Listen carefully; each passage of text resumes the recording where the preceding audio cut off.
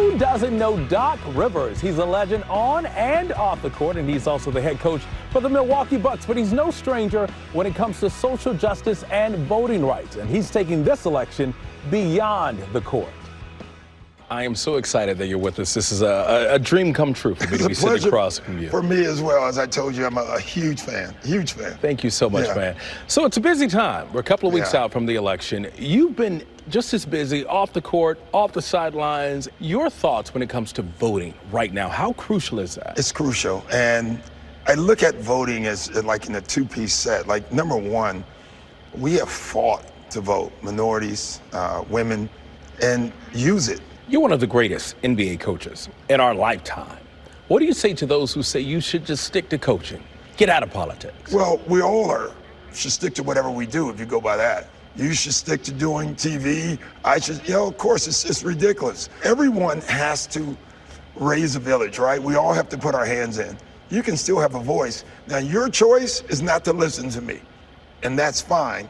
But I am free to talk what I believe in. And so is everybody. I wish we had more compassion for everyone talking.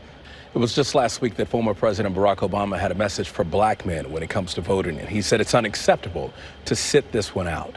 Your thoughts about that? I agree 100% with President Obama. But there are black men who out there that feel hopeless. They don't believe a vote helps them in either way. And I'm here to tell them they're wrong. But how much of that do you think, depends on the fact that Harris is a woman? Oh, it's big. There's people who will not vote for Kamala Harris only because she's a woman. She would be the most qualified person in the history of our election. She's already worked for all three branches. We're here in Milwaukee because the state of Wisconsin is a battleground state. Yeah. You look at the GOP, who hosted the RNC here. Yeah. This is one of Harris's first stop when she was moved up to the ticket. Good evening, Milwaukee! Your thoughts on the crucial time for Wisconsin voters who could decide the next president? Yeah, just think Wisconsin could be the most powerful state in the union. You can look at it that way. I think this state is ready for that. You've been in the game. You're a legend. We all know you. Does it still bother you that we are as divided as ever now? Yeah, it hurts me. It's probably why I am so involved in this election, because our country should be coming together. And I felt like we were, and now we're not. We're all immigrants who live in this country.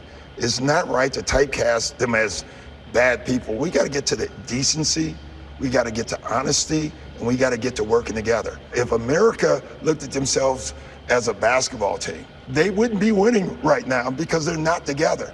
Those who are still on the fence. Wisconsin has a huge independent population. Yes.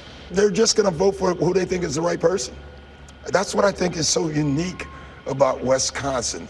A lot of the places that are swing states, it's not because a lot of independent voters. There's a lot of voters who just haven't made up their mind which way they're going.